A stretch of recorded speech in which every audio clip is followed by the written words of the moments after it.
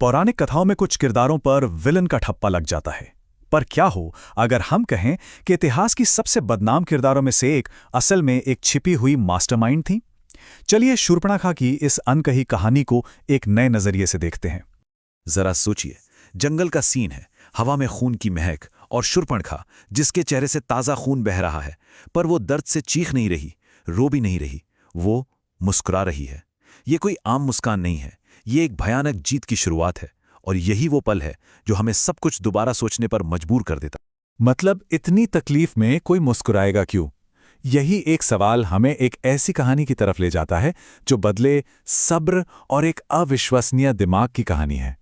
ये कहानी हम सबने सुनी है, पर शायद वैसे नहीं जैसे इसे रचा गया था। तो इस मुस्कान के पीछे का राज जानने के लिए हमें टाइम में थोड़ा पीछे जाना होगा, पूरे 13 साल पीछे, एक ऐसे धोखे तक जिसने बदला लेने की एक बहुत लंबी और सोची समझी योजना को जन्म दिया। 13 साल पहले शूर्पणखा ने अपने ही भाई रावण के हाथों अपने पति विद्युज्जीवा को खो दिया था। वो कुछ नहीं कर सकती थी, बस देखती रह गई। लेकिन उसने मातम नहीं मनाया, उसने एक प्लान बनाया। पूरे 13 सालों तक उसने अपने गुस्से को अंदर ही अंदर पाला और सही मौके और सही हथियार का इंतजार किया। आज 13 साल बाद वो जाल बिछाने के लिए पूरी तरह तैयार थी। अब देखिए, रावण को हराना नामुमकिन सा लगता था।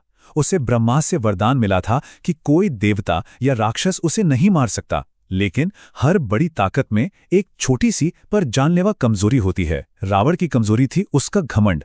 उसने कभी सोचा ही नहीं कि उसे इंसानों से सुरक्षा मांगने की भी जरूरत पड़ सकती है। वो तो उसके लिए बहुत मामूली थे। और बस यही वो छोटी सी भूल थी जिसका शूर्पणखा फायदा उठाने वाली थी।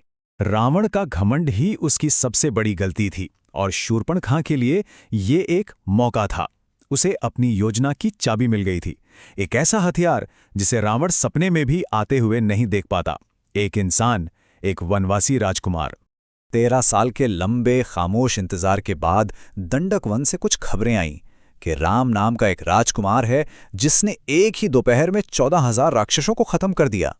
जैसे ही शूर्पणखा ने यह सुना, वो समझ गई उसे अपना हथियार मिल चुका था। पर यह कोई इत्तेफाक नहीं था। कंबा रामायण बताती है कि शूर्पणखा राम से यूं ही नहीं टकराई थी। उसने हफ्तों तक उनके कैंप पर नजर रखी, एक जासूस की तरह उनकी हर हरकत, उनके रहन सहन, उनकी कमजोरियों, सबका विश्लेषण किया। ये कोई अचानक हुआ जुनून नहीं था, ये एक सोची समझी इंटेलिजेंस गैदरिंग थी। तो अब आता है शूर्पणखा के प्लान का सबसे हैरान करने वाला और शायद सबसे डरावना हिस्सा, कि कैसे उसने जानबूझकर अपने ही अपमान की पूरी स्क्रिप्ट लिखी। हमें ये याद रखना होगा कि शूर्पणखा एक रूप परिवर्तनी थी, मतलब वो जो चाहे वो रूप ले सकती थी। तो ये एक बहुत बड़ा सवाल खड़ा करता है कि उसने अपना असली राक्षसी रूप ही क्यों चुना, ये जानते हुए भी कि उसे ठुकरा दिया जाएगा। क्योंकि उसे सिर्फ इनकार नहीं चाहिए था, उसे एक हिंसक, एक परमानेंट रिएक्शन चाहिए था। उसे एक सबूत चाहिए था, एक निशान। ये एक ब्रिलियंटली प्लान्ड 4 स्टेप स्ट्रैटेजी थी। पहला, उसने देखा कि राम शांत स्वभाव के हैं, तो उसने उनके गुस्सैल भाई लक्ष्मण पर फोकस किया। दूसरा, लक्ष्मण को उकसाने के लिए उसने सीता पर हमला किया। तीसरा, उसे सबूत के तौर पर एक क्रूर और स्थायी घाव चाहिए था, एक ऐसा घाव जिसे वो रावण को भड़काने के लिए एक हथियार की तरह इस्तेमाल कर सके। और अब योजना का आखिरी पड़ाव शुरू होता है। शूर्पणखा ने अपने दर्द को एक हथियार बना लिया था और अब वो इसे सीधा अपने भाई के घमंड के दिल में उतारने के लिए तैयार थी।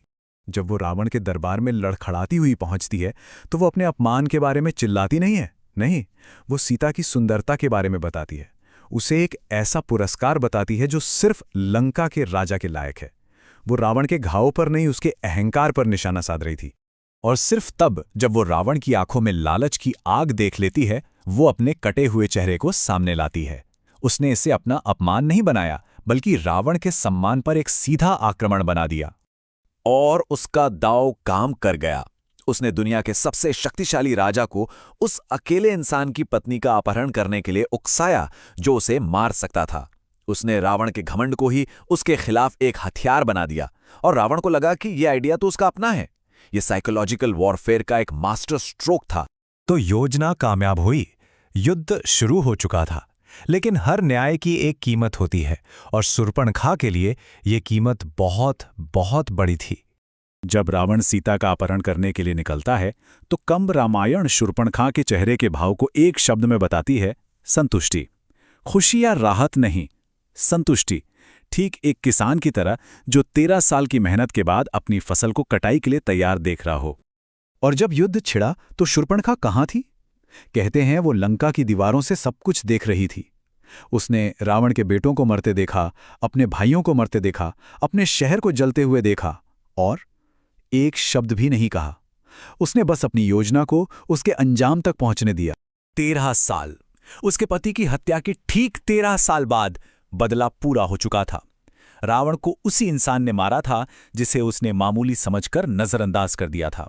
हजारों सालों से इतिहास ने शूर्पणखा को एक ऐसी राक्षसी के रूप में दिखाया जो अपनी इच्छाओं के कारण विनाश ले आई। लेकिन शायद असली कहानी कुछ और है। एक धैर्यवान रणनीतिकार की कहानी जिसने अपना लक्ष्य हासिल करने के लिए अपना सब कुछ दांव पर लगा दिया। अगर ये सब सच में एक योजना थी तो उसकी ये बदनाम इमेज भी उसके बलिदान का ही एक हिस्सा थी। वो जानती थी कि इतिहास उसे एक विलन के रूप में याद रखेगा, और उसने वो कीमत चुकाने का फैसला किया। तो हम इस एक सवाल के साथ रह जाते हैं, क्या शूर्पणखा ने अब तक की सबसे बड़ी चाल चली? अपनी असली काबिलियत को दुनिया से एक राक्षसी के मुखौटे के पीछे छिपाकर? क्या लोगों का उसे कम समझना ही उसका आखिरी और सबसे बड़ा हथियार था?